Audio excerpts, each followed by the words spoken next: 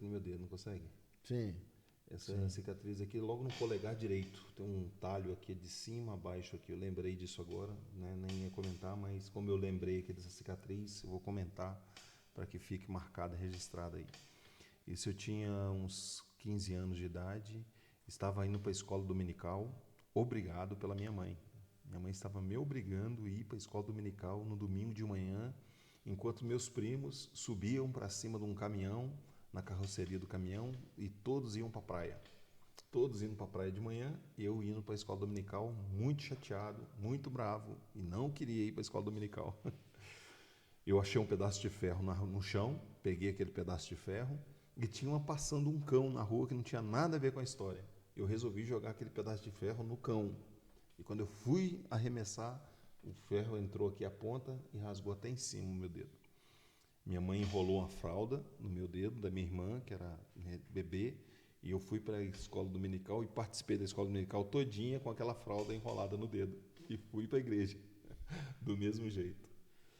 Isso foi um detalhe, né, que eu lembrei, por quê? Porque a nossa adolescência, a nossa infância, a nossa juventude, ela é muito atribulada, né? Porque não nasceram num lar cristão, né? Na verdade, a minha mãe, como eu comentei com o senhor, né, ela era kardecista e ela fazia aqueles trabalhos de mesa branca, que não é nada a ver com isso.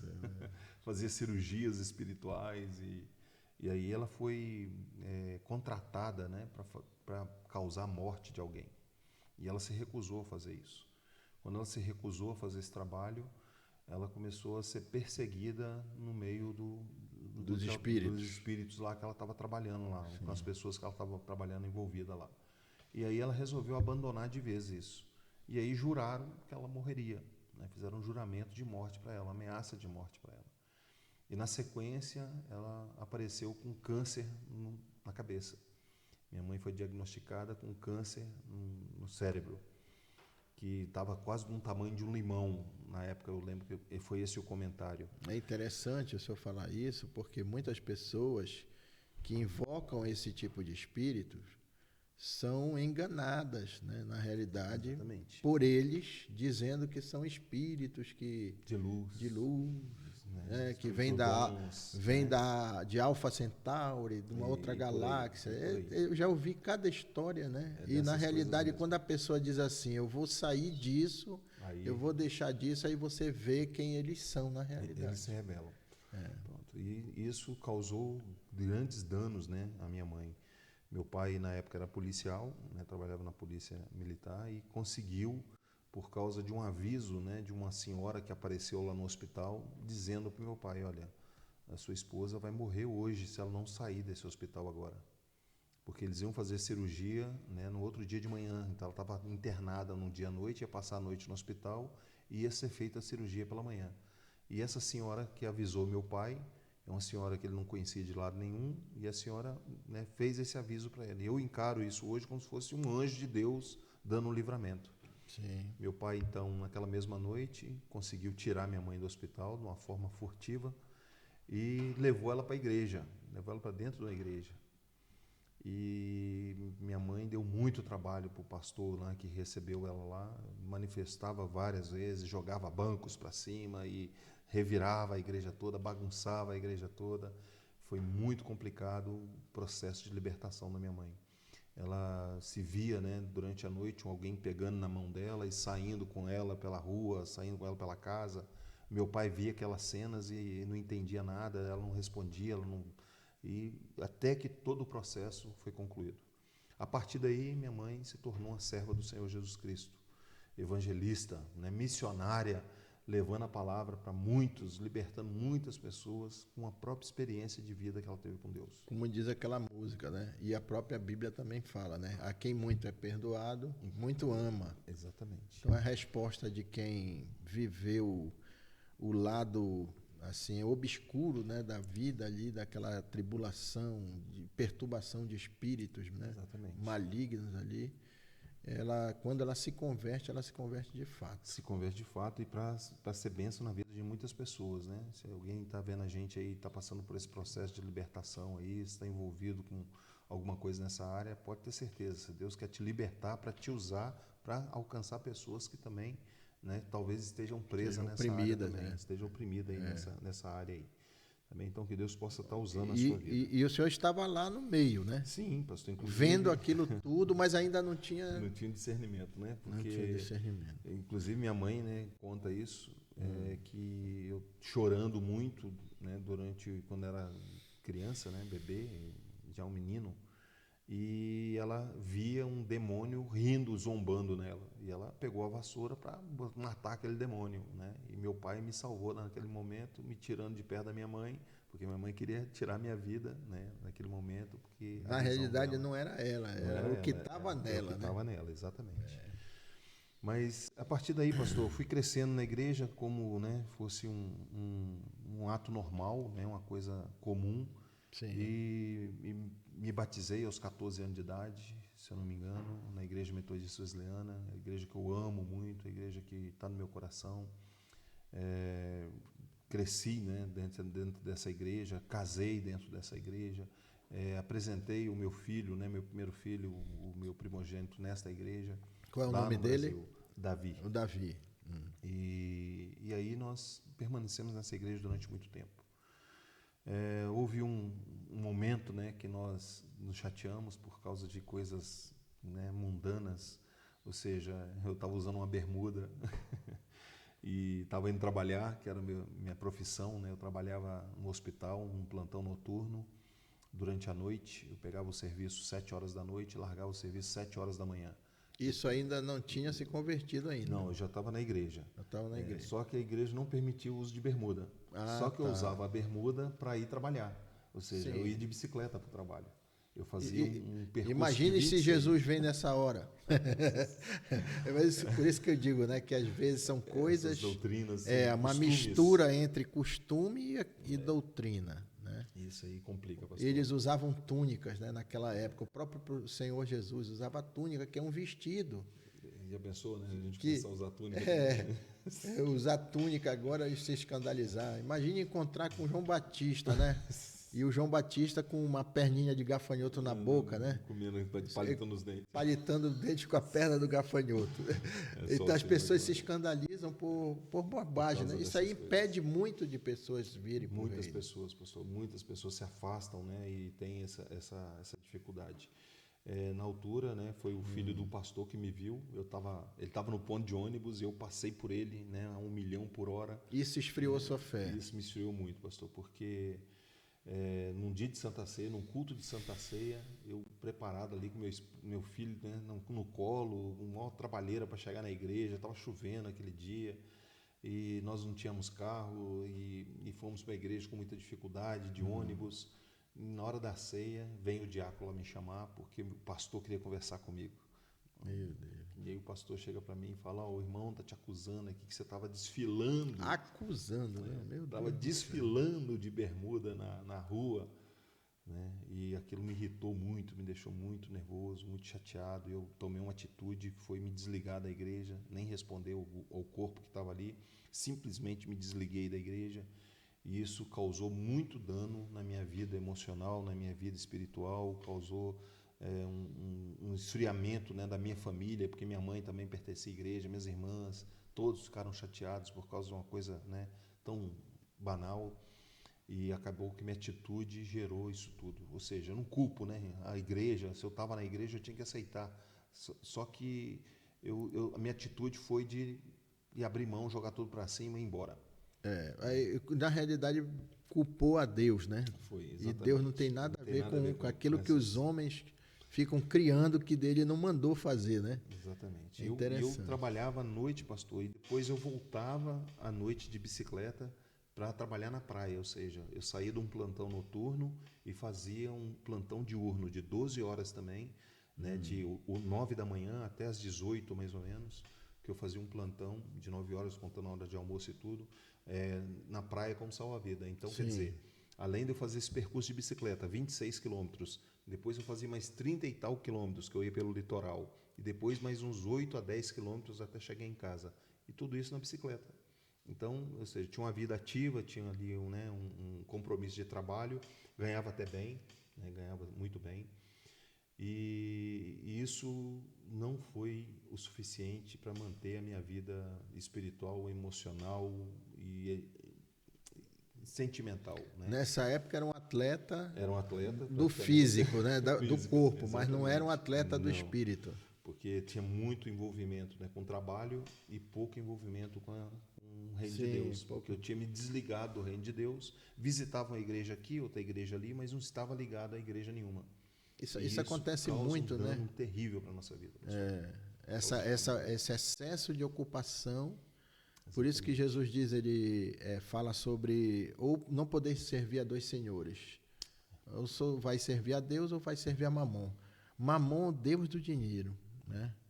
Então, o problema não é o dinheiro, o problema é amar o dinheiro mais do que a Deus. É usar o dinheiro de forma errada. Exatamente. Então, hoje em dia, a gente vê que, por experiência própria, né? Eu tenho 34 anos de fé, o senhor deve ter também mais ou menos isso, não sei quanto tempo, mas eu vejo assim que muitas pessoas trocam Jesus pelo dinheiro. Né? É uma forma, né, pastor, que o mundo também usa, oferece aquilo, coloca diante de nós para que nós nos afastemos de Deus, né?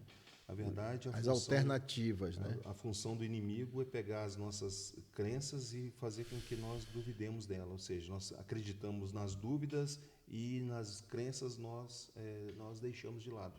E nós duvidamos. E até distorcer, né? Porque existem igrejas, inclusive, que aproveitam isso, né?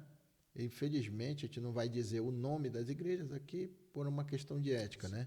Mas existem igrejas que a gente eu costumo chamar de igrejas de conveniência, que elas fazem com que o próprio Deus da igreja não seja Jesus, seja o dinheiro. Então, a pessoa vai para poder virar rico, para ter bens. Ser empresário, para ter e isso é uma consequência. Exatamente. Né? A Bíblia fala disso como uma consequência. Eu estou em Cristo, nova criatura eu sou, então as coisas vão... Né? Até a mente da pessoa é arrumada, né? Ela passa a ser uma pessoa disciplinada e as coisas vêm e as demais coisas vos serão acrescentadas, como Jesus disse, né? E a partir de onde, né? Jesus colocou te exigiu essa decisão. Pronto, nessa situação que eu estava, né, com a vida emocional bagunçada, né, irmãos? Porque desligado da igreja, cheio de dívidas, né, apesar de ter bom salário, né, ganhava 3 salários um lado e mais 1,5 salário do outro, né, 4 salários e meio. Hoje, né, isso no Brasil seria tão um bom rendimento, né, mais ou menos 5 mil nós falamos aqui, né? E devendo cheque especial, agiota, banco, crédito, tudo que podia, né, fazer, cheque predatado para cobrir. Então, a vida financeira estava destruída, apesar de ter um bom salário, de ganhar bem, completamente destruída. E a vida emocional também, o relacionamento, o casamento, acaba sendo afetado. E nesse trabalho que eu estava tendo de salva-vida, eu fiz um contato com a empresa aqui em Espanha. Por e-mail, vi a empresa, mandei um e-mail para eles em portunhol e eles responderam em espanhol, eu traduzi e respondi novamente e fiz um contato. E tomei a decisão de deixar, né, os 7 anos de trabalho que eu tinha no hospital e mais os 5 anos de salva-vida lá para trás e vim para a Europa, para que pudesse ter uma vida nova, uma vida diferente. E eu tomei essa decisão de uma forma muito firme, muito direta. Minha esposa se assustou porque ela estava no último ano de faculdade, terminando o curso de administração e comércio exterior, e ela falou assim, olha, não tem como eu ir agora, não tem como eu largar o curso faltando só um semestre para ir para a Europa, eu não posso fazer isso. E aí nós chegamos a um acordo que eu viria à frente, ia preparar tudo e futuramente ela viria. Mas com um casamento muito desgastado, com a vida emocional muito bagunçada, vida financeira destruída. E assim eu vim para a Europa. Sozinho? Sozinho. 7 meses? 7 meses eu fiquei aqui. Esperando a esposa? Não, no caso eu fui buscá-la, né? Foi buscar. Fui buscar. Mas preparando tudo. Preparando para ela vir. Difícil, né? Foi difícil. Mas também... talvez tenha sido o seu encontro, né? Não foi ainda, pastor. Não foi ainda? Não. Depois de tudo isso. Aqui eu me dediquei muito ao trabalho também, trabalhava em 2 empregos também, né? Trabalhava porta a porta, que foi meu primeiro trabalho aqui, bater na porta das pessoas, usava, né, o sotaque brasileiro, que os portugueses gostam. Eles né? gostam. Eles gostam do sotaque brasileiro. E eu não assistia novela, mas eu falava das novelas, falava, né, daquilo que eles gostavam eles de ouvir. Eles assistem muito aqui. Assistem as novelas e as músicas brasileiras. Programas aqui, também, em Portugal. entrevista. É tremendo. E eu usava isso para poder vender, né, a TV Cabo, a TV por assinatura, né? E eu fazia isso e isso trouxe um bom resultado para mim. Rapidamente eu tive uma ascensão financeira dentro da empresa muito boa, né? E se algum colega estiver me vendo aí, viu que no 3º mês eu já me tornei o melhor vendedor da equipe toda lá, né? Isso causou até um desconforto, né? Porque chega um brasileiro caindo de paraquedas lá no meio deles e de repente esse brasileiro, né, se torna o melhor vendedor da equipe. O que ele tem que eu não tenho, né? De onde veio esse brasileiro, né? Isso causou, né, alguma inveja, algum atritos ali. Aí o chefe me colocou num outro departamento. Ele me colocou como chefe de equipe, que não foi uma boa decisão dele. E agora os outros portugueses iam trabalhar de acordo com a minha orientação. E isso foi um desastre, né? Porque não aceitaram de forma nenhuma. E aí o chefe me colocou num departamento que foi o departamento imobiliário. Eu ia vender a TV Cabo para construção, para, né, empresas. Sim. E aí correu muito bem, né? Eu conheci um português, né, meu amigo português aí, Luiz Borges, um abraço, meu irmão, se você estiver me vendo aí. Toureiro, né? Um português que era furcado. Se você não sabe o que é furcado aqui, eu vou te explicar muito rapidamente. Furcado, eu não sei. Furcado. O que é furcado? Tem que saber logo, né? Tem que explicar o que é o furcado, né? O furcado é uma tradição aqui em Portugal que tem de domar, né, um animal, um touro. Ou seja, eles não furam o touro aqui, né, como fazem eles na dominam. Espanha. Eles dominam o touro. E o furcado é aquele que está no primeiro da fila, ou seja, eles fazem uma fila um atrás do outro de mais ou menos 10, 12 pessoas, um atrás do outro. E aí o touro vem de frente com essas 10 pessoas e o furcado é o que fica na frente, aqui agarra, faz a no forca, chifre. A forca no pescoço. No pescoço ele dele. Ele entra no meio do chifre. É muito arriscado, né? O chifre do lado, o chifre do outro, ele entra no meio e agarra ali o touro pelo pescoço e os outros que estão atrás dele vão amortecendo o impacto até que o touro pare. Sim. Um vai por trás, pega no rabo do touro, puxa o rabo até que o touro deite. Isso aí tudo na Espanha que você aprendeu lá, né? Em Portugal. Isso é em Portugal. Então, isso é que feito assim em Portugal, ou seja, a touraria, que tem um nome, tauromancia, é mais ou menos isso o nome que se usa aqui, é feito dessa forma. Então, o português, ele faz isso. E esse homem que eu fui trabalhar com ele, ele era o furcado, ele trabalhava ali na frente, né, do touro. E ele era... Literalmente, ele era furcado mesmo, era uma profissão. Meu Deus. E aí ele se tornou, né, um representante também dessa empresa e se tornou uma pessoa bem sucedida dentro da empresa e me colocaram para trabalhar com ele. Sim. E aí nós tivemos resultados excelentes, foram resultados excepcionais. Mas nesse período eu estava em Évora, né, que foi a cidade que eu vim, para a casa de um tio que morava lá em Évora. Aqui em Portugal. Em Portugal, na cidade de Évora, que fica mais ou menos a uns 400 e poucos quilômetros aqui de Viseu. Foi quando eu cheguei em Portugal, né, meu tio me acolheu na casa dele. E dessa forma, lá nós começamos a fazer um trabalho na área da igreja. Ou seja, ele conheceu um pastor chamado Paulo também. E esse pastor ia abrir uma igreja lá em Évora. E aí meu tio... Todo Paulo é assim, né? A vida dele é abrir igrejas.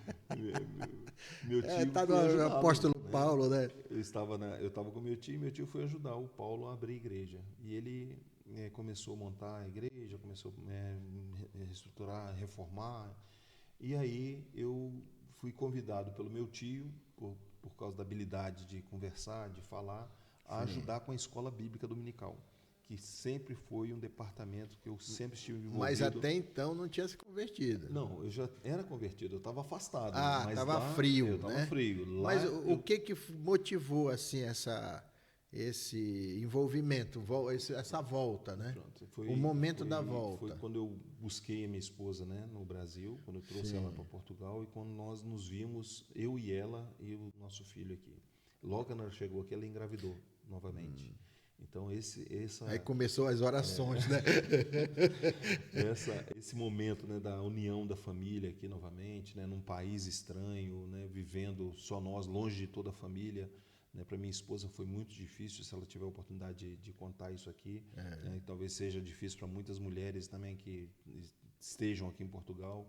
Mas a mulher, ela é muito agarrada com a família, muito próxima da família. Então, a mãe, a irmã, né, as primas, as tias, a avó e tal. E eu vejo que essa sua história é parecida com muitas histórias que eu estou começando a ver aqui, né? Então. E assistir, né? São pessoas que saem de perto do Brasil, saem de perto das suas famílias no Brasil. E aqui estão por conta deles. E aí essa experiência de ficar só, né? Não é só questão de ficar sozinho. Eu me converti só dentro de um camarote de um navio, como eu falei para o irmão. Mas essa experiência de ficar longe da família, que dava todo o apoio, né? Então, aí vem a motivação. É isso que a gente estava falando, né?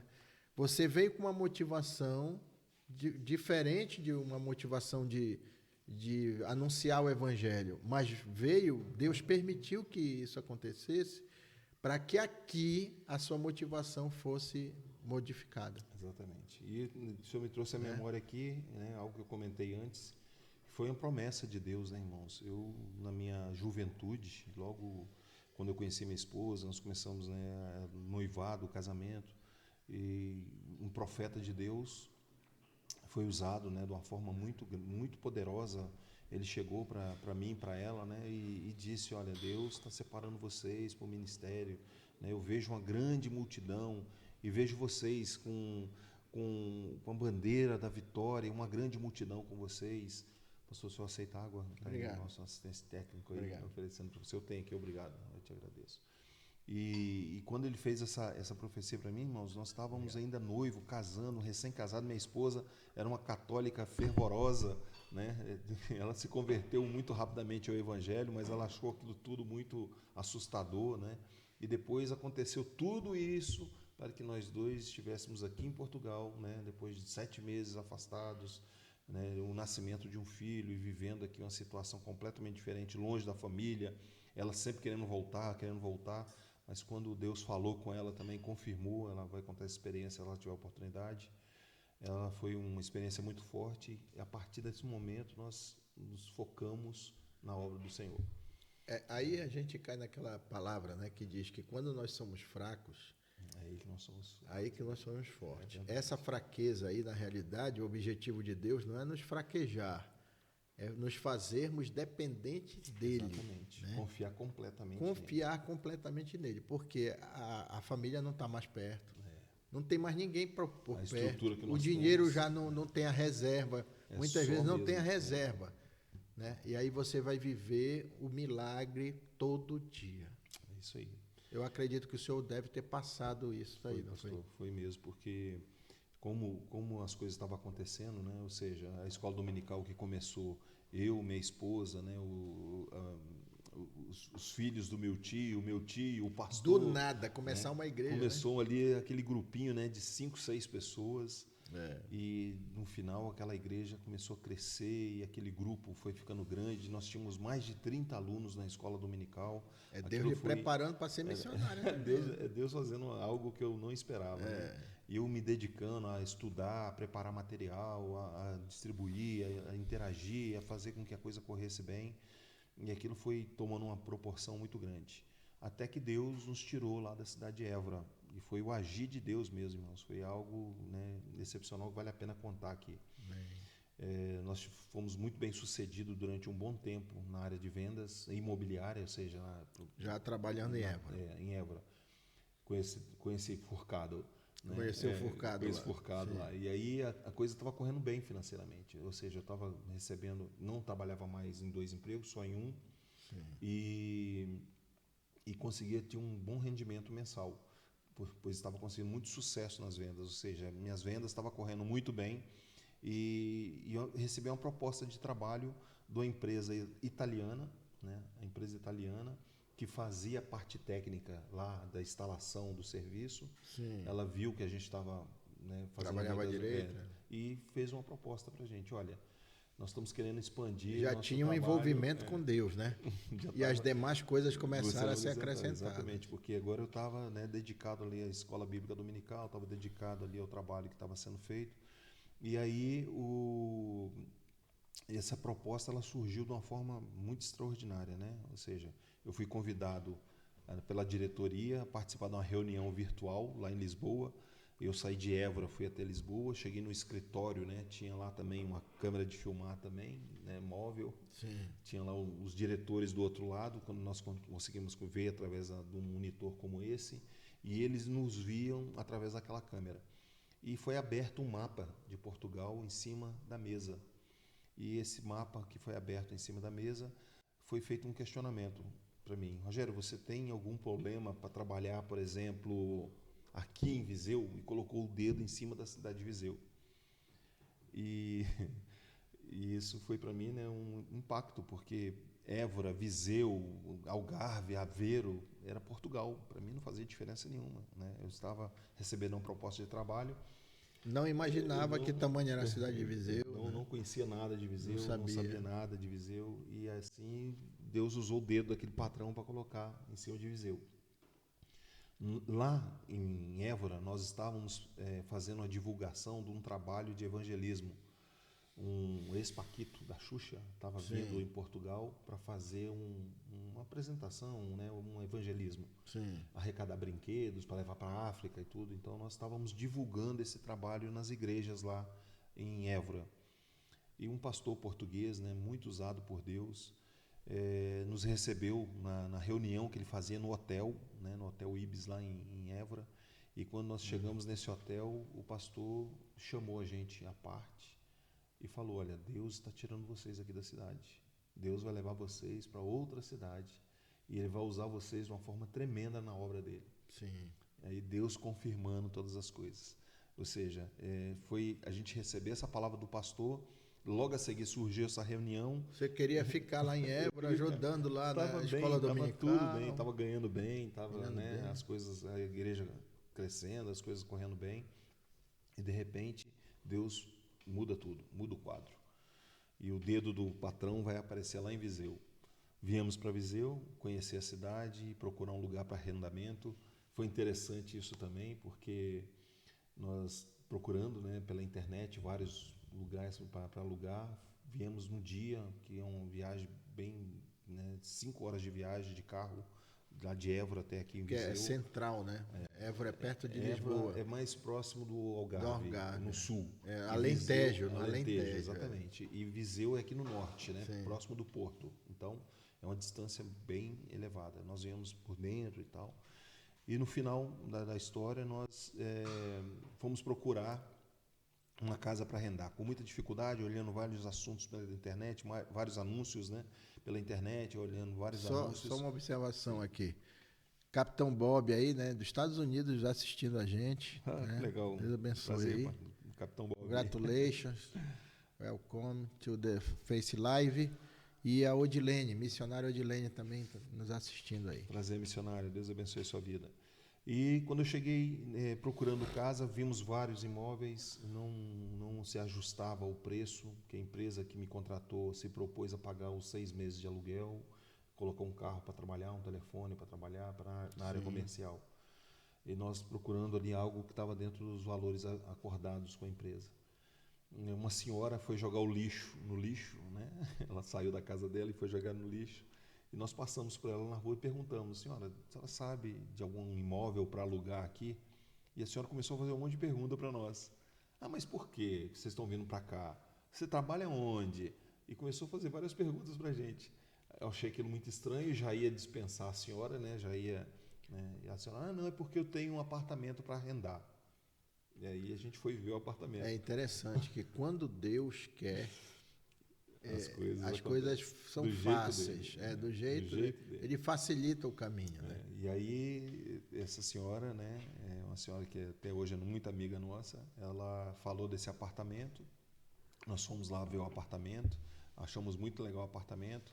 Tentamos falar, né, com o marido dela, que estava reformando o apartamento, porque o apartamento tinha sido alugado por uns inquilinos anteriores, ficou devendo 6 ou 7 meses de aluguel, não era brasileiro, também era português mesmo. E aí... tá aqui o mapa. Tá colocando aí o mapa. Évora, aqui. né? Évora aqui e Viseu aqui em cima. Né? É mais longe, inclusive, do que Lisboa. É mais longe que Lisboa. Lisboa é 4 horas, né? Para lá é 5 horas de viagem. Aqui até que o Algarve aqui é mais ou menos 6 horas e pouco de viagem. Então, dessa forma, nós acabamos por conhecer essa senhora. E eu tinha feito esse telefonema com o marido dela para procurar onde era o apartamento, que ela tinha indicado assim, faz ali e tal, vira lá. E esse senhor não atendeu o telefone porque ele estava fazendo as obras. E aí, por final, a senhora foi lá e levou a gente no apartamento. E aí, essa chamada não atendida que ficou no telefone dele, fez com que ele retornasse para a gente perguntando quem era que tinha ligado para ele. E aí eu me expliquei, senhor, nós estivemos aí vendo um apartamento com o senhor e tal, Sim. Só que o senhor pediu um valor um pouco alto, se o senhor fizesse, né, mais em conta, a gente até poderia ficar. Aí ele, tá bem, eu faço. Quer dizer... Tudo facilitando. Aí nós falamos assim, olha... Eu já vi isso muitas vezes. 2 meses de calção que o senhor está pedindo aí, dá para o senhor parcelar isso? Não se preocupa com isso, não se preocupa com calção não, a gente faz para vocês. E de uma hora para outra, pastor, eu estava morando em Viseu. Viemos procurar uma igreja em Viseu. Encontramos um pastor aqui, né, muito abençoado. Esse pastor nos recebeu muito bem no primeiro dia que nós fomos no culto. E no segundo dia que nós fomos no culto, no segundo domingo... Não era aqui, não, né? Não. Era em outro local aqui, outro bairro aqui da cidade. Outra freguesia, né? Outra zona aqui de Portugal. Num bairro bem do interior aí. Minha esposa conheceu uma das membros da igreja dele. E através dele... dessa membro, nós pegamos dessa irmã, pegamos o telefone dela, do pastor, ligamos para o pastor e fomos lá visitar a igreja. No segundo dia que nós fomos visitar a igreja, o pastor nos chama, no segundo domingo, irmãos, nós fomos visitar a igreja. O pastor nos chama de lado, ele e a esposa dele, pastor que eu amo muito, não tem problema nenhum falar o nome do pastor Enoque aqui, porque com carinho que eu lembro o nome dele, e a pastora Leila, né, do ministério que eles dirigiam aqui na época. E ele, no segundo culto, nos convidou, olha, Deus colocou no nosso coração de colocar vocês dois como líderes de jovem da igreja. Aquilo foi um impacto, né? Porque... Esse pastor Enoque não foi arrebatado, não, né? Ainda está aqui. Agora ele tem um ministério próprio, está em Lisboa. Tá. Né? Ele foi arrebatado daqui, né? Daqui, exatamente. E aí, assim começou a nossa história no ministério aqui em Viseu. O pastor, no segundo dia de culto, fez esse convite para nós participarmos, né, eu não tinha cargo de nenhum, irmãos, eu era só auxiliar na escola dominical que nós começamos lá em Évora. E chegou aqui em Viseu, Deus usa o pastor de uma forma tremenda e já nos coloca como líder de jovens dentro da igreja. No segundo, eu fiquei muito relutante em aceitar o convite. Falei com ele, pastor, olha, eu vou morar em relação a isso, vou conversar com minha esposa com calma em casa, e aí a gente dá a resposta para o senhor depois. Mas quando Deus está no comando, irmãos, não tem jeito. Aceitamos o cargo de líder de jovem, que era da filha dele, mais um português, a qual ela era noiva, era a esposa, ou seja, ela era casada com um português aqui. E aí eles passaram um cargo para a gente e nós passamos a ser os líderes de jovem da igreja. É interessante, 30 jovens, mais ou menos. É interessante isso que o senhor está falando, que assim, eu estou me lembrando aqui que Deus muitas vezes nos contraria, né? Na maioria das vezes. Você não faz o que quer, você faz o que ele quer. O que ele quer, exatamente. É o que ele quer. Os planos que a gente tem não correm às vezes não bate. Eu vim para cá, né, lembrando que eu vim para Viseu com um propósito de trabalho, né, com um propósito de ganhar melhor. E chegou aqui, irmãos, a coisa correu mal. Não tinha aquele amigo forcado lá para trabalhar comigo. As coisas não fluíram, só bem. Tinha um travado, né? Só tinha travado. E a partir daí nós começamos a exercer outras profissões, né? Eu tirei a carta de pesado aqui em Portugal, comecei a trabalhar com pesado. Pesado que eu digo é caminhão. Não é peso pesado, né? Traduzindo caminhão, aí. Caminhão. Motorista de caminhão. Motorista de caminhão. E fazendo viagens em Portugal, Espanha, a maioria das vezes em Portugal. E foi um período muito complicado. Foi 2 ou 3 anos, 2 anos e um bocadinho que eu trabalhei como motorista de pesado. Ouvi dizer que hoje em dia pode escolher, né? Trabalhar só dia de semana e folgar sábado e domingo, né? Existem agora muitas opções para quem trabalha. Tem gente que trabalha 30 dias seguidos, 15 dias seguidos, tem gente que só trabalha a semana. Então tem muitas opções nessa área. E na altura eu só trabalhava à noite como motorista de pesado. Eu trabalhava transportando frango vivo, né? Ou seja, eu ia aos eu aviários. Eu conheço isso, eu já passei por isso. Eu ia aos aviários com o caminhão, eu dirigindo o caminhão por cada estrada, pastor, que o senhor nem imagina.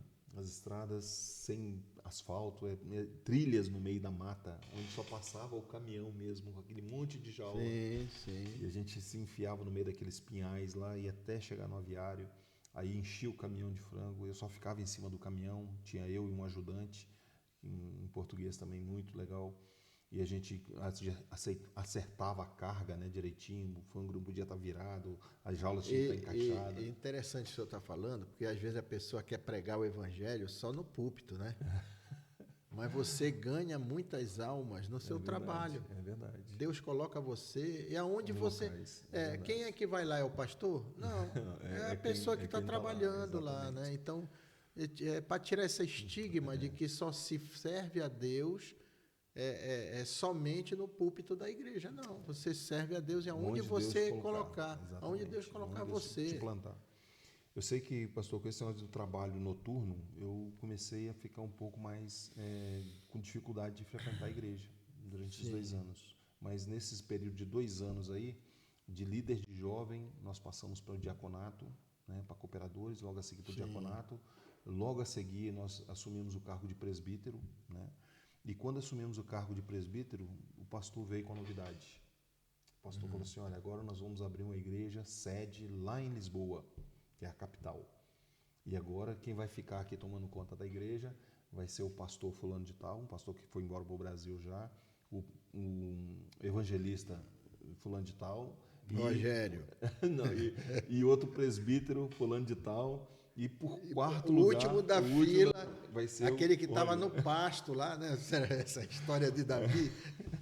Aquele que está lá no último, no quarto, por quê? Porque eu não tinha facilidade de estar presente nos cultos, porque meu trabalho era à noite. Então, eu ia estar só como uma presença... Era a última possibilidade, né? Pronto. Irmãos, Deus faz, e aí o pastor veio falar isso comigo na reunião de obreiros lá. E eu falei com o pastor, o senhor sabe que eu estou com muita dificuldade de vir nos cultos. Eu não sei como que eu vou poder ajudar, mas tudo bem, eu aceito.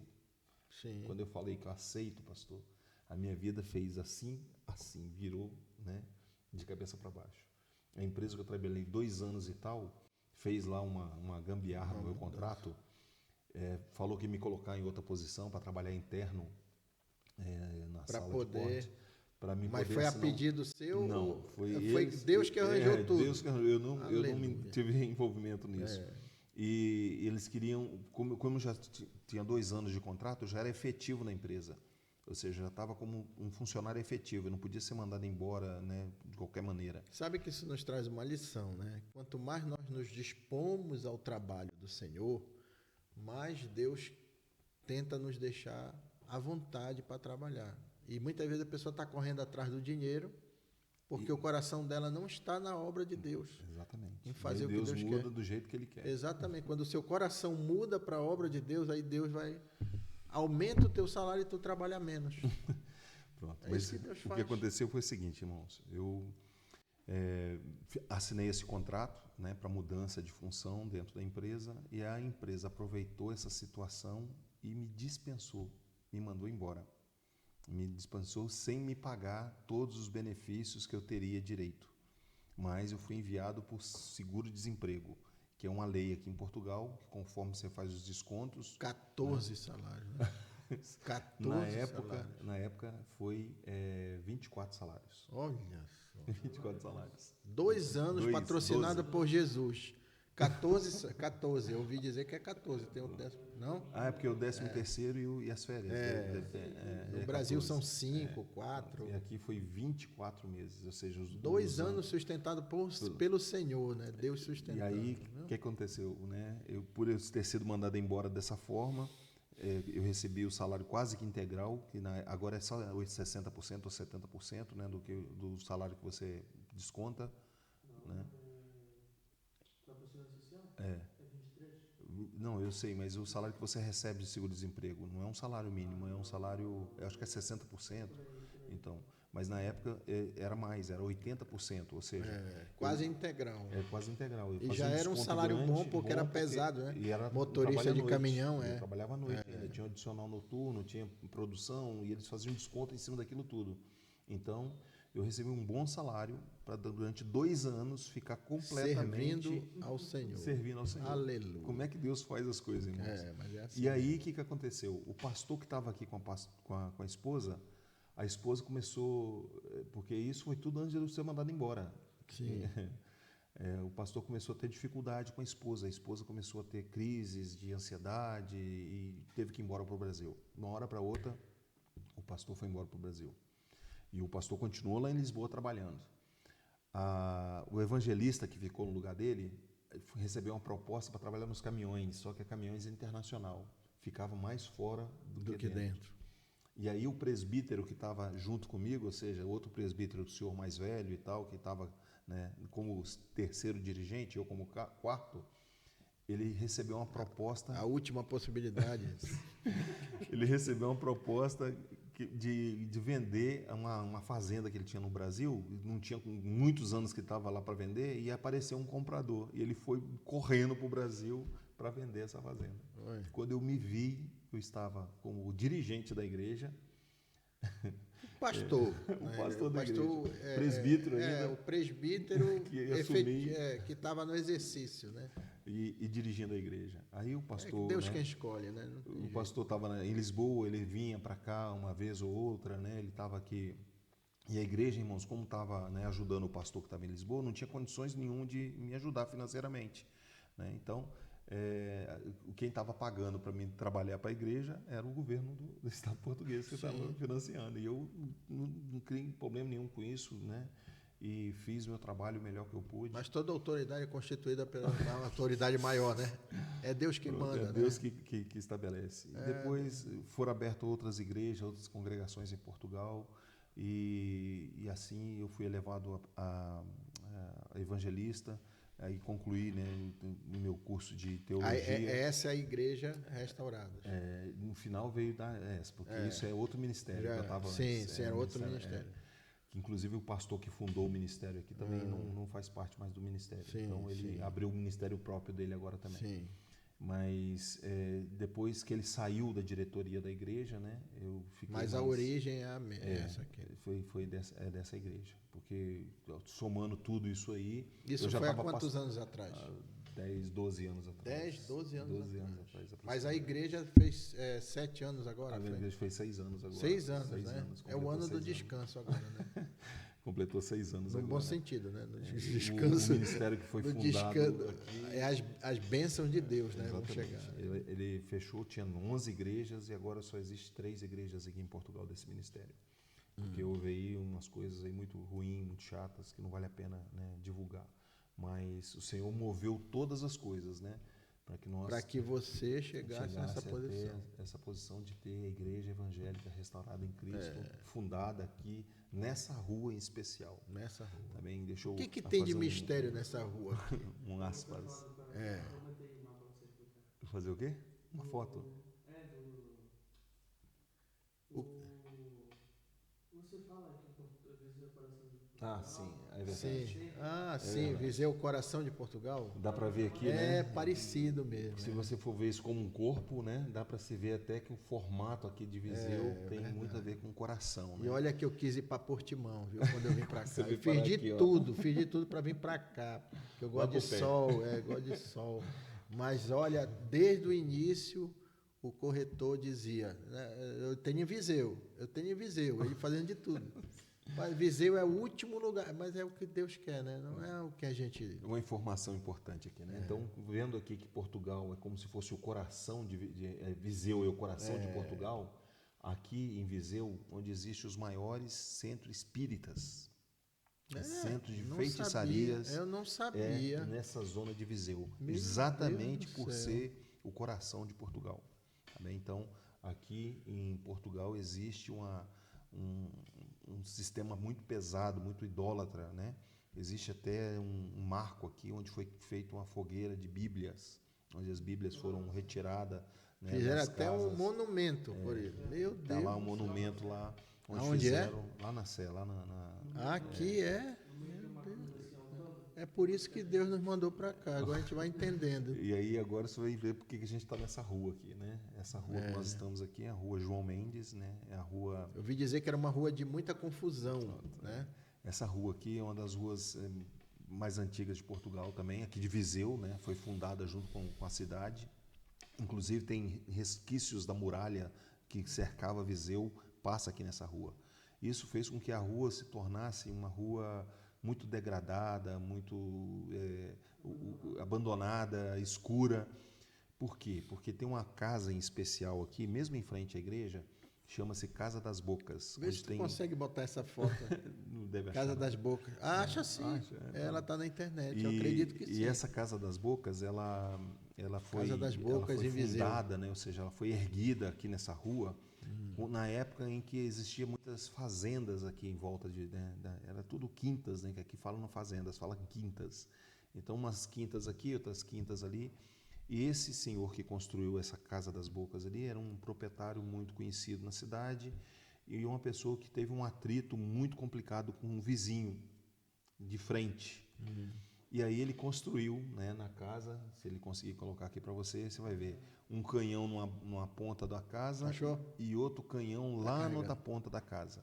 E no meio desses dois canhões são provocações, bocas, né, que a gente chama aqui bocas de provocações. Casa das Bocas, Aqui se você falar assim, tá mandando uma boca para mim, ou seja, está me provocando, Está me amaldiçoando. você está me provocando, você tá me provocando. Uma provocação. Então ele fez várias bocas, Uma ofensa, né? ele fez várias bocas junto desses canhões apontado para o vizinho. Para o vizinho. E acabou que ali houve até, né, pelo que contam aí os vizinhos, pessoas que, né, conhecem a história, que houve até morte na família. Então, esse ódio dessa família com essa outra família fez com que essa rua João Mendes aqui de Viseu se tornasse uma rua na escuridão. Ou seja, mal falada, exatamente, desprezada. É conhecido como Rua das Bocas, por causa Rua das dessa Bocas. casa. Né? E aí surgiu nessa rua vários prostíbulos. Nós temos aqui, né, tem 5 ou 6 bares de striptease, boates, né, de striptease e um ou dois prostíbulos. Isso aqui, ó. Aqui os canhões, tá vendo? O outro canhão lá na ponta e no meio as bocas de provocação. Só que isso aqui agora Esse é um rosto. Para provocando, quem não fazendo está língua. conseguindo enxergar, mas fazendo língua, a boca aberta, né? Várias. Só que isso aqui agora, irmãos, é a foto nova. Essa aqui foi depois da igreja, que tem o mistério de Deus que eu quero falar para você disso aqui. Então, antiga, pronto, ele vai colocar a foto da antiga aí. Então, a igreja ainda não estava na sua liderança, né? Ainda não era aqui. Ou antes da instalação do primeiro pastor. Quando nós chegamos, não, a igreja não foi aqui, era numa rua mais à frente, era do Sim, outro lado. A igreja não era aqui. Era do outro lado. Atrás dessas árvores aqui, Sim. por lado de lá, virado lá para a rua principal. Aqui é uma rua, né, secundária, tá bem, irmãos? Para você que não conhece. E a partir daí surgiu, né, a oportunidade, depois de várias reuniões que nós fizemos na praça pública, né, nós fizemos algumas reuniões em praça pública, para depois encontrar esse imóvel onde nós encontramos aqui nessa rua, escondida aqui, nas trevas, onde a rua era degradada, não era a rua toda bem feitinha, com calçada, nada disso não, irmãos, era a rua completamente degradada. Hoje em dia quando tem chovia, até estacionamento. Quando chovia, os paralelepípedos da rua afundavam, e aí a câmera vinha e cercava aquele buraco ali, porque a gente sabia que embaixo tinha um buraco maior ainda. Então, era muito perigosa essa rua, até pouco usada pela população aqui por causa disso. E vários prostíbulos aqui nessa rua, vários bares noturnos. Final da história. Nós encontramos esse ponto aqui depois de algumas reuniões feitas ao ar livre. Sim. Começamos os primeiros cultos aqui apenas com Olha como antiga, era, como né? é que era. As mesmas bocas aqui, ó. Exatamente, as mesmas bocas e lá. E o canhão não dá para ver. Não dá para ler. Mas tem aqui, né, bem degradado. E assim era a rua toda. Irmãos. E vai se tornar um negócio de saúde agora, Agora né? é um posto de saúde, está sendo reformado para isso. Né? O primeiro culto que nós fizemos aqui nesse coisa foi com as luzes do telemóvel, né? Foi onde não tinha energia aqui, também. Não tinha energia aqui na rua. Rua. Toda a fiação, se você botar a foto anterior aí, Kevin, toda a fiação era tudo passado assim pelas paredes, né? Você vê hoje que não tem nenhum fio mais na parede, tá vendo? Os fios onde passavam, tá vendo? Era tudo passado pelas paredes, em todas as casas. Isso aqui, ó. Essa rua parou no tempo. Essa rua, o quê? Acho que a melhor frase que essa rua Exatamente. Ela parou no tempo. A melhor frase seria essa mesmo, porque ela ficou em degradação cada vez mais, em degradação. Isso aqui é um espelho, muitas vezes, das pessoas que pararam diante de Deus, né? Quando você não serve a Deus, você também trava tudo, para no tempo. Era uma rua que as pessoas tinham buraco medo atrás de vir à outro. noite. Tinha medo de passar nela à noite. O pessoal tinha receio. Apesar de em Portugal ser muito seguro, era um receio muito grande de passar nessa rua à noite. E aí surgiu essa igreja, irmãos. Eu quero contar esse testemunho breve aqui. Um pastor conhecido, né? Um pastor, eu não tenho problema nenhum falar o nome dele, o pastor Carlos Ribas, né? Eu tenho muito amizade com ele, talvez alguém conheça. É um pastor de São Paulo, aliás, ele é do Sul também. O João também está nos vendo aí. Chapecó, lá de Chapecó, se eu não me engano. O pastor Carlos Ribas é de Chapecó. E ele vinha fazer um tour aqui em Portugal, já com a agenda fechada em Portugal. E eu acompanhava já esse pastor há algum tempo pelo Facebook e pelo YouTube. E já tinha ouvido o testemunho dele. Aconselho você que está aí procurar o testemunho dele também, pastor Carlos Ribas. O testemunho dele é muito bonito, é muito forte. Ele foi criado no satanismo, ele foi direcionado para ser satanista, fez todos os pactos, né?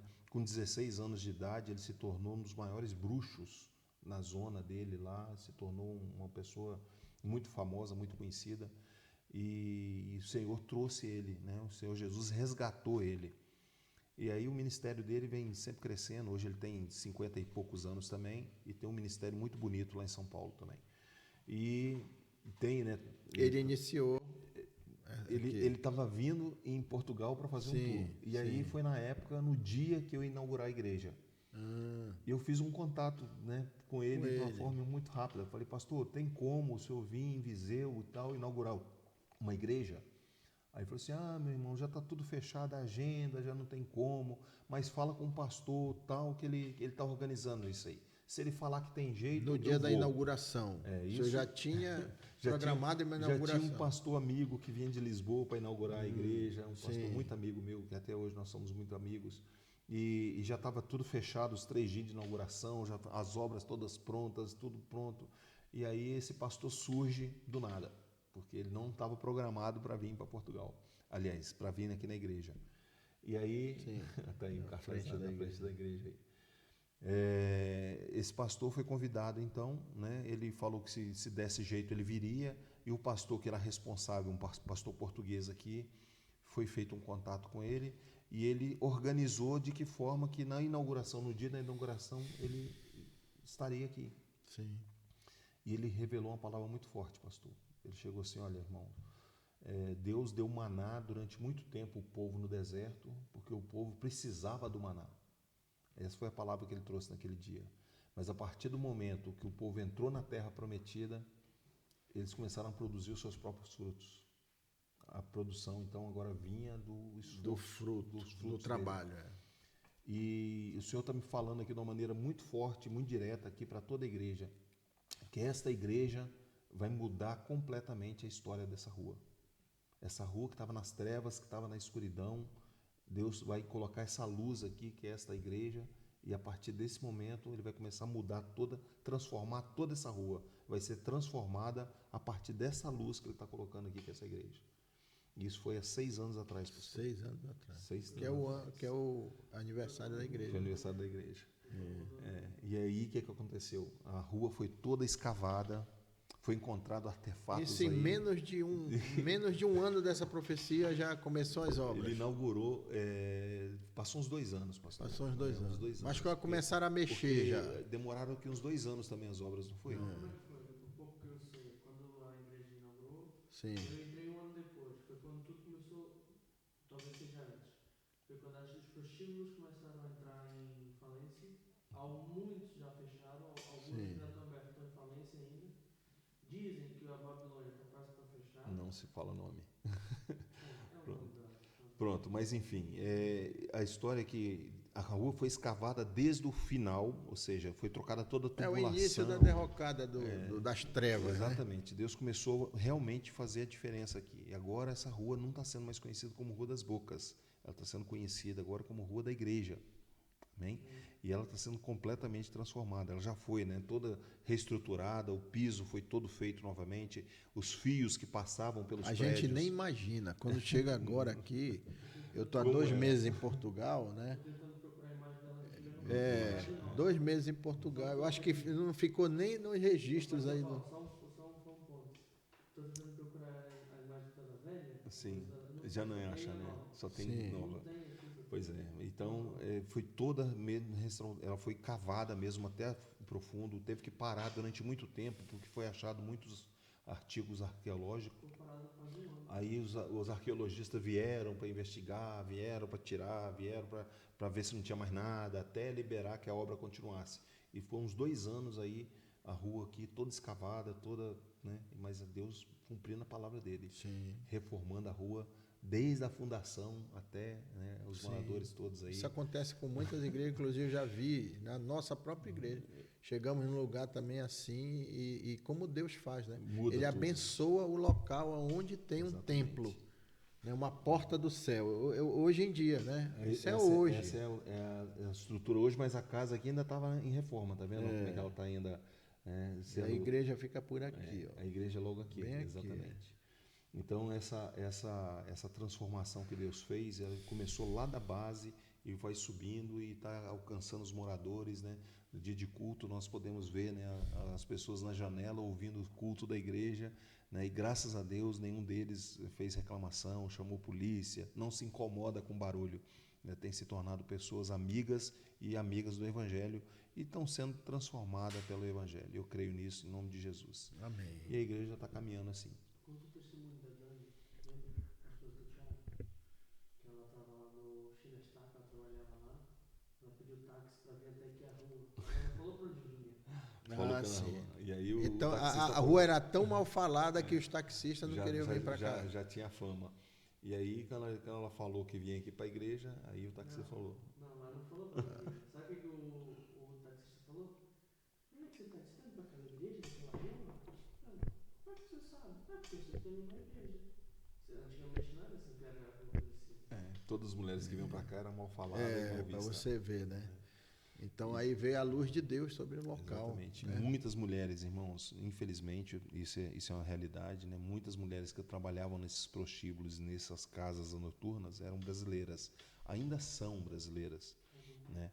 E Deus mudou o coração de algumas delas, né? Hoje são casadas, são mulheres de família, são Glória a mulheres Deus. que Deus Mudou a resgatou história. aqui, né? Do lado, da frente, e mudou a história de vida delas, né? Hoje são mulheres de família, mulheres, né, que talvez não tinha mais família no Brasil, perdeu sua família no Brasil, e aqui Deus deu uma nova oportunidade para ela servir ao Senhor verdadeiramente. Amém? Que maravilha. Essa é a Pastor, realidade. quando nós chegamos aqui, é aquilo que eu estava lhe falando, né? Esse lado importante também da igreja, não só de pregar o evangelho, mas também trazer o amor de Deus, né? Suprir as pessoas, porque chegam em necessidade às vezes aqui, passam necessidades aqui, e o Senhor tem uma das coisas que eu ouvi aqui, né? Entre os irmãos, é tipo uma espécie de paizão, né? Todo pastor é um paizão, né? Acaba sendo um paizão, né? Acaba sendo, pastor. Se acolher, né?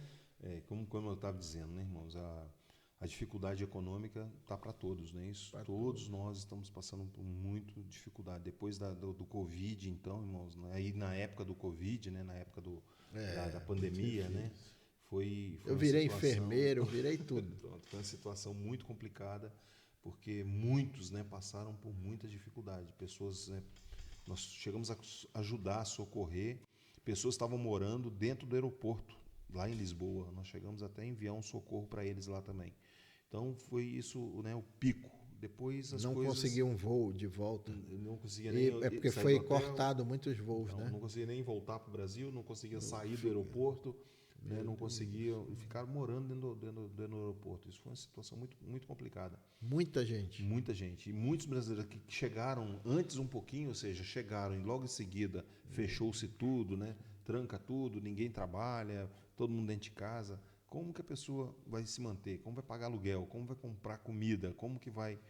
Então, isso foi uma situação muito grave aqui em Portugal. Acredito muito, até que um muito grande grave. erro um grande erro de administração. Pronto. Isso é outro assunto, né? Mas devido a isso tudo, né, as coisas tornaram-se mais complicadas, ou seja, os preços se elevaram mais, né? Ou seja, hoje um arrendamento aqui em Viseu, que é uma das cidades mais baratas de Portugal, se tornou um dos arrendamentos mais caros, né?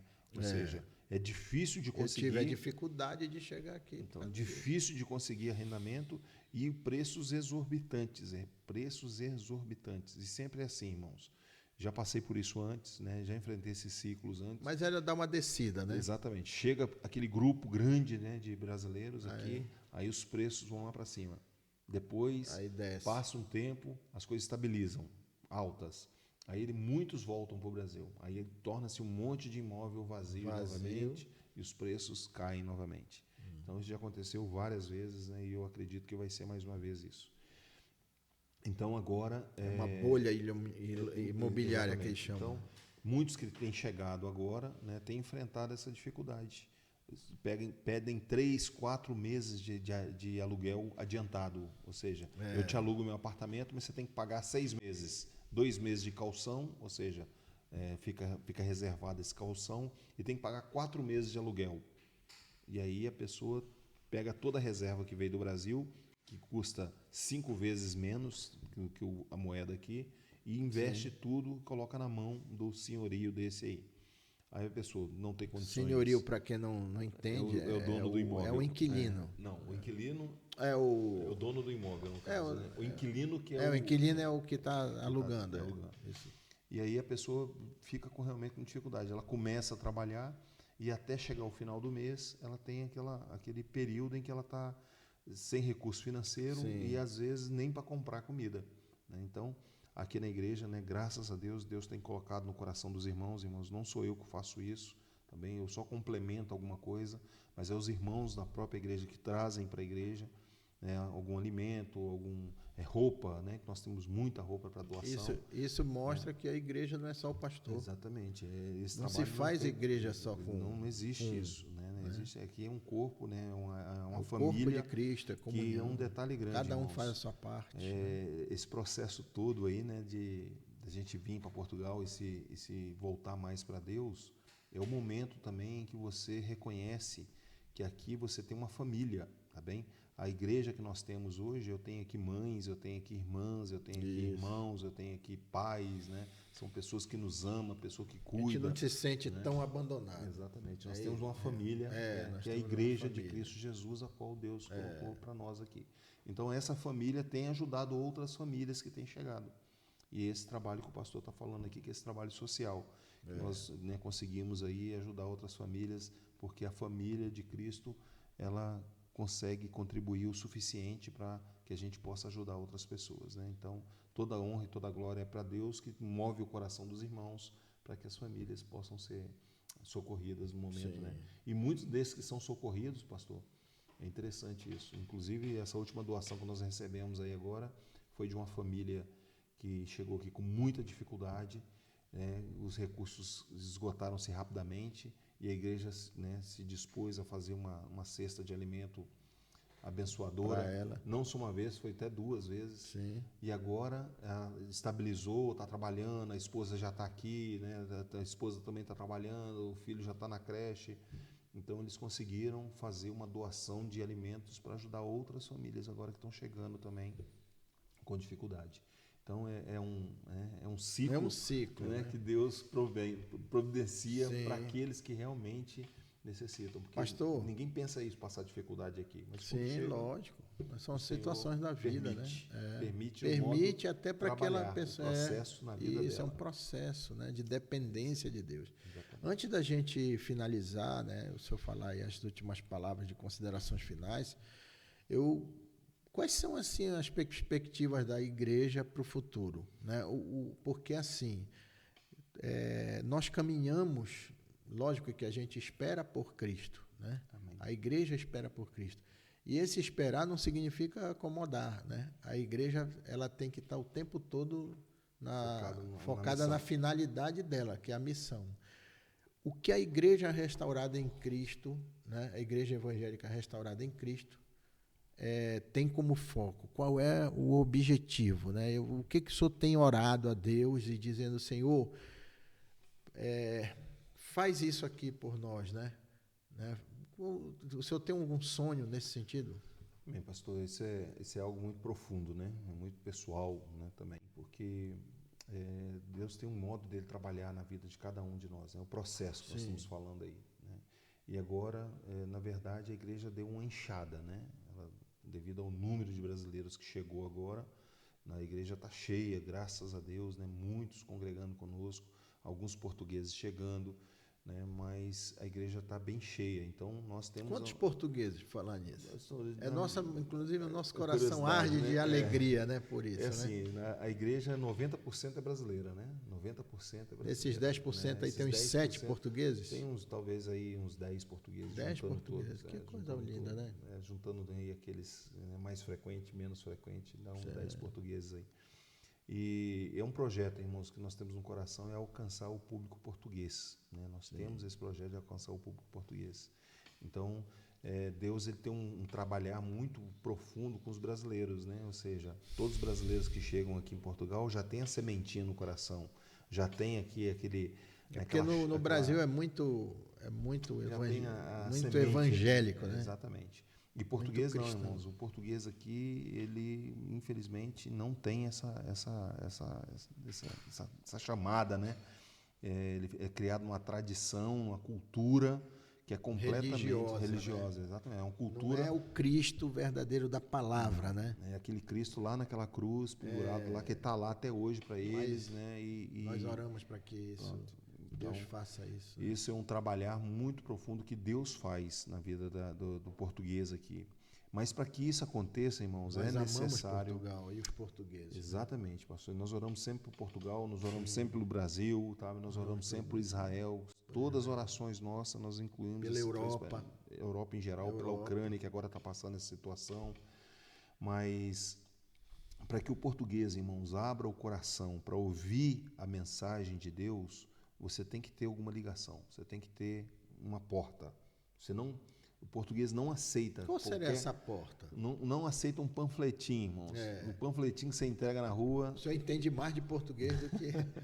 Ele pega o panfletinho, dá uma olhada e joga, às vezes, no chão, coisa que nem costume. Né? Então, a amizade, né, pastor? A forma de você conseguir evangelizar uma pessoa de Portugal, você tem que ter uma abertura, você tem que ter uma porta, você tem que ter um contato. Sim. Né? E esses 20 anos que nós estamos aqui em Viseu, já em Portugal, né, tem sido essa oportunidade que Deus está dando. Porque, graças a Deus, a gente não é mal falado, a gente, né, a gente já é conhecido, a gente já tem um vínculo, né, de ver, de cumprimentar, de bom dia, boa tarde, boa noite, Sim. Já tem um contato. Então, é muito complicado, irmãos. As outras religiões aí, né, que não vale a pena ficar citando o nome, difamaram muito o evangelho aqui em Portugal. Infelizmente, quando se fala evangélico aqui, a pessoa já nem fala evangelho, fala evangelistas, eles falam, os portugueses falam evangelista. Ah, você é evangelista? Né? Nem sabendo o significado. É melhor nos identificar como cristãos, né? Os cristãos, é a primeira palavra usada na Bíblia, inclusive, né? É aquela mesma igreja, Antioquia, né? a qual o Mamon é o Deus, né? Essa igreja, ela difamou demais os cristãos aqui em Portugal.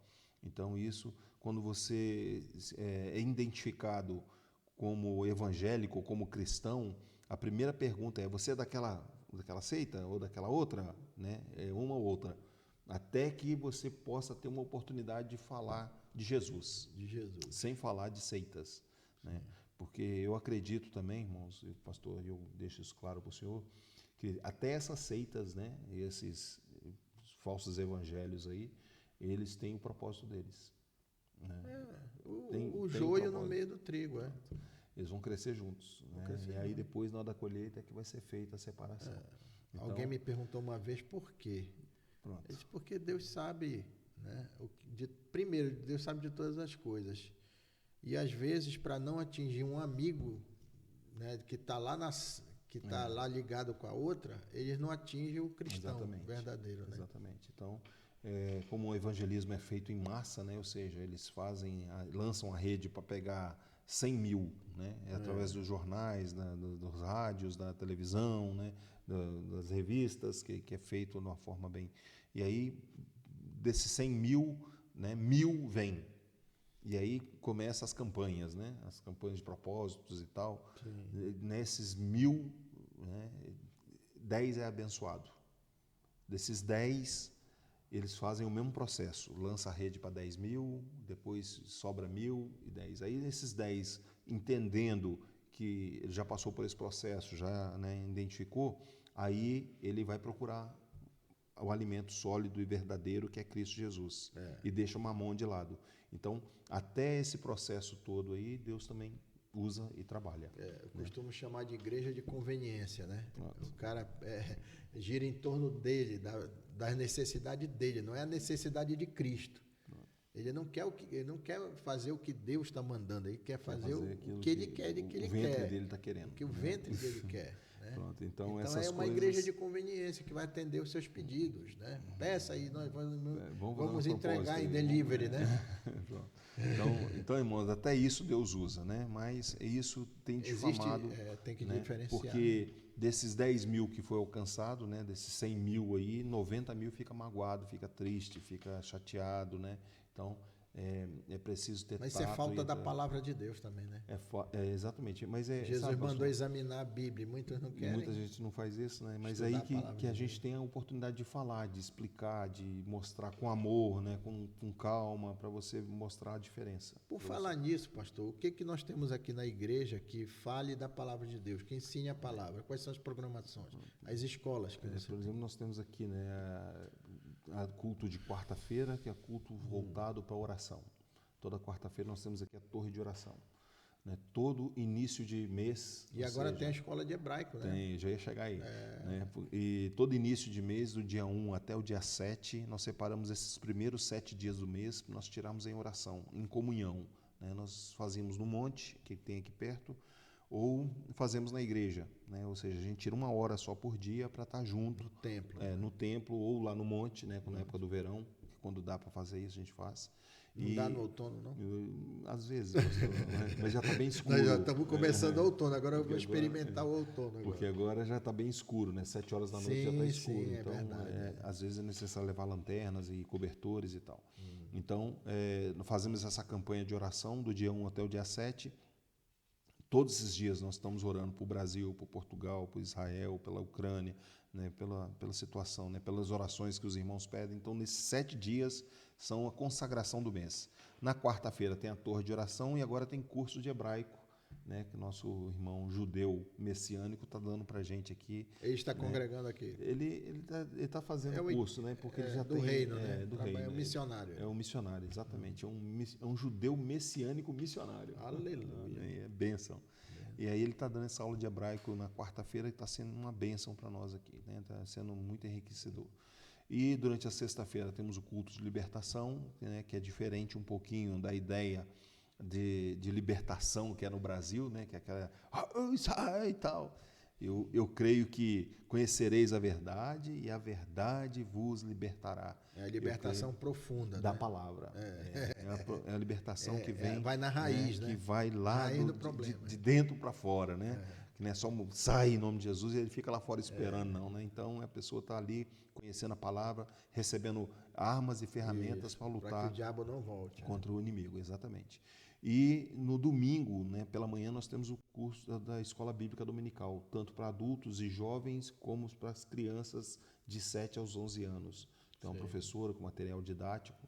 Por que eu valorizo tanto a Escola Bíblica Dominical? Porque... Dali que saem os pastores, né? Os missionários. De onde eu vim, né? Da Escola Bíblica Dominical. Da onde eu fui criado, né? Também. Exatamente, onde eu fui, né? Participei muitos Escola anos. teológica. E aqui, irmãos, em Portugal, no trabalho... na escola, na vida cotidiana, na televisão, na internet, não se fala de Deus, irmãos. As nossas crianças precisam da direção de Deus na vida delas. Eles não alugam um horário aqui em Portugal para programas cristãos? Não existe isso aqui. Proibido. Só a igreja, aquele Igreja canal católica. de televisão, aquele canal de televisão brasileiro que também passa aqui, mas sim. é pouco visto, né? Só tem uma rede que passa, mas é de madrugada, que é a Rádio Renascença. Pronto. E é caro, é? É católica, né? É uma rádio católica, né? Mas lá passa programação evangélica, que eu já ouvi. Também, Eu nunca vi, enfim. pode Mas fazer é um a mesma desafio. coisa, irmãos. É aquele rádio que fica, né, fazendo aquela oração repetitiva no mesmo horário, todos os dias, 6 horas da tarde e tal. Então, ou seja, é aquela cultura, né, é aquela coisa engessada. Então, nós precisamos valorizar a escola bíblica dominical, o ensino da palavra de Deus, porque eu acredito que é conhecer na verdade, a verdade vai libertar, a liberdade vai salvar. E aí dá a oportunidade para nossas crianças ouvir, né, da palavra de Deus, ouvir, conhecer Jesus, e nossos jovens e adultos também permanecer.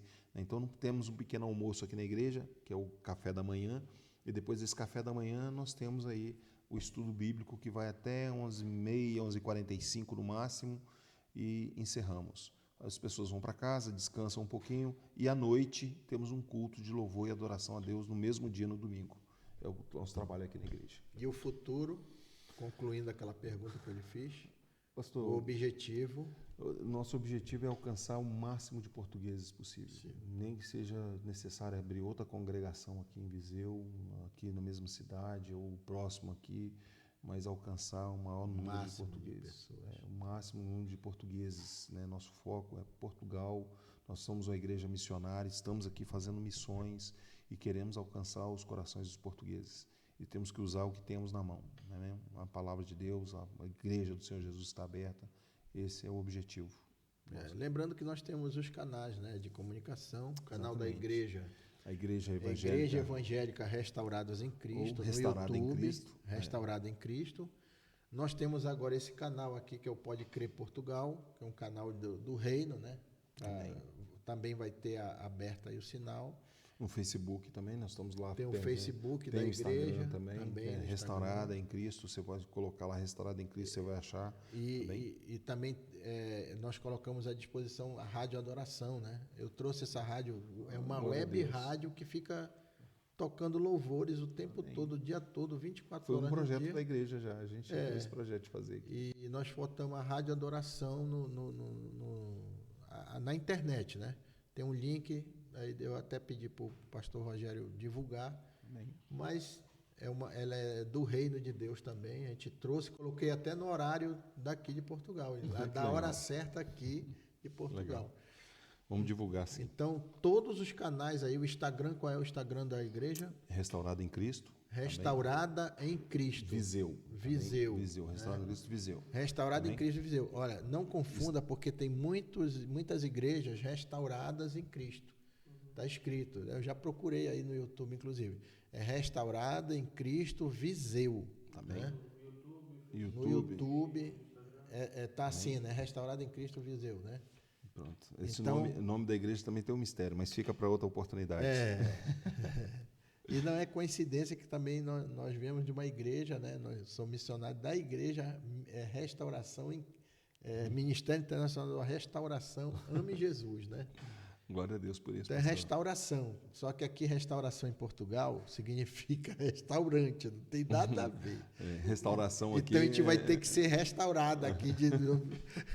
É verdade, realmente. Essa palavra restauração aqui tem a ver com... O nome vai ter que ser restaurado aqui com também, comida, literalmente, né? É verdade. A não ser que use isso para o lado espiritual, mas isso é outra história. Pastor, as suas palavras finais aí, as suas considerações. Amém. Irmãos, eu quero aproveitar, né, a presença do pastor Paulo aqui, os irmãos que estão nos acompanhando aí online, né, para que estejam em oração por esta igreja, né, que o Senhor possa estar tocando no seu coração aí, para você estar lembrando de Portugal nas suas orações. Verdade. Para que você possa estar lembrando, né, do pastor que está aqui em missões aqui, fazendo essa obra. Marli, né, também está... Que não é fácil, irmãos, você começar do zero, sair de onde você já tem raiz, de onde você tem uma estrutura e começar... Verdade.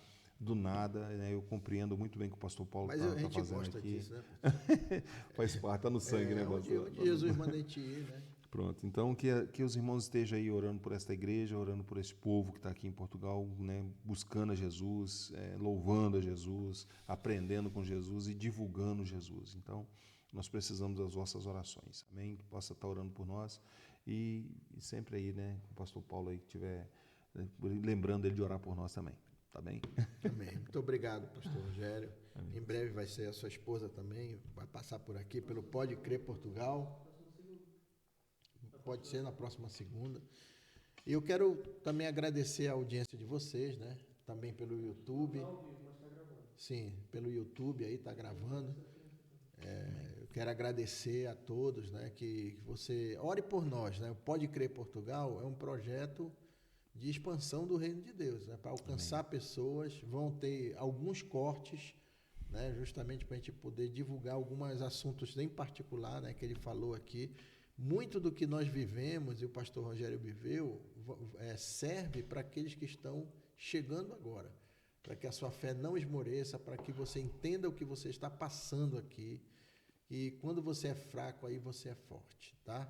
Então, Deus abençoe a vossa vida, o Senhor lhe guarde de todo mal, um prazer estar com vocês, tá? Amém. Próxima segunda-feira, a gente espera você nesse mesmo horário, 20 horas. Deus abençoe a todos. Um grande abraço. Fiquem com Deus. Fique com Deus.